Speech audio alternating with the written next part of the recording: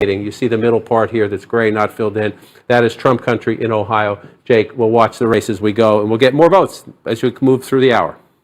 All right, John King, we are just moments away from the biggest round of poll closings this evening, including that critical Senate contest in the great Commonwealth of Pennsylvania that could go a long way toward deciding control of the U.S. Senate. As of right now, CNN is projecting that Senator Marco Rubio, the Republican from Florida, will be reelected, defeating Congresswoman Val Demings. In Alabama, CNN is projecting that Katie Britt will win her Senate seat, defeating her opponent. She is a former staffer for the retiring Republican Dick Shelby in that Alabama Senate seat, so that's a hold for Republicans. In Oklahoma, CNN is projecting that incumbent Senator James Lankford will win. In the special election in Oklahoma, CNN is projecting that Markwayne Mullin will be elected, defeating Kendra Horn. And then in Kentucky, CNN is projecting that incumbent Republican Senator Rand Paul will be reelected. The big Senate race in Pennsylvania, CNN is declaring to be too early to call, and the big Senate race that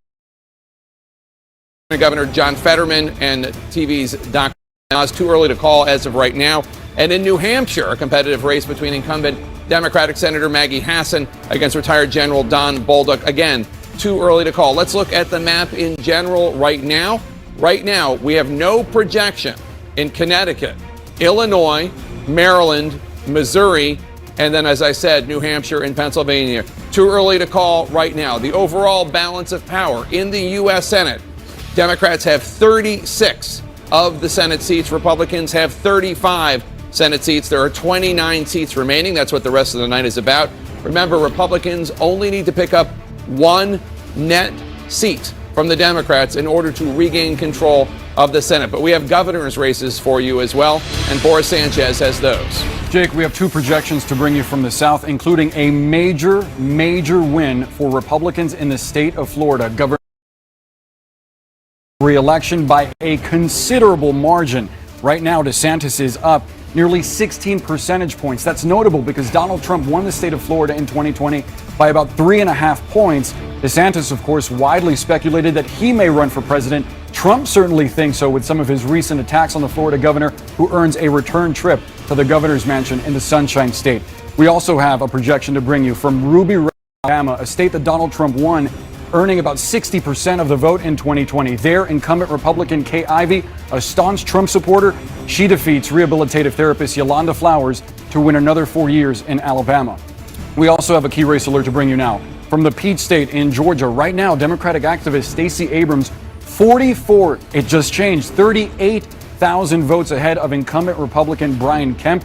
The lead thinning there with the last update, still only 31% of the vote in Georgia. We'll see where that winds up as the night moves along. Let's take a step back and look at the big picture. States where polls have closed, but where it is too early for CNN to make a projection. We're talking about Connecticut, Illinois, Maine, Maryland, Massachusetts, New Hampshire, Oklahoma, Pennsylvania, as well as Rhode Island and the volunteer state of Tennessee.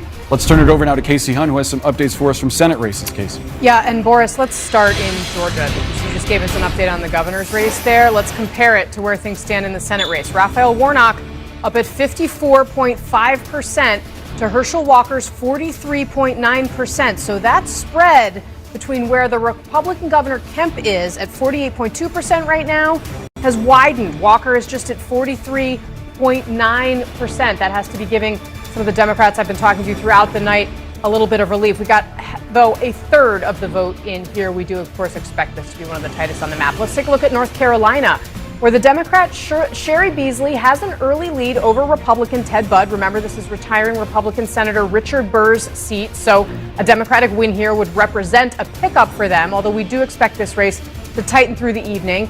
We have about 46% of the vote in North Carolina right now. Now let's go check in on Ohio, where the Democratic Congressman Tim Ryan is out to an early lead at 58.1% to the Republican J.D. Vance's 41.8%. With a spread that wide, we really do have to ask where those votes are coming from. We've only got about 20% of the vote in Ohio right now.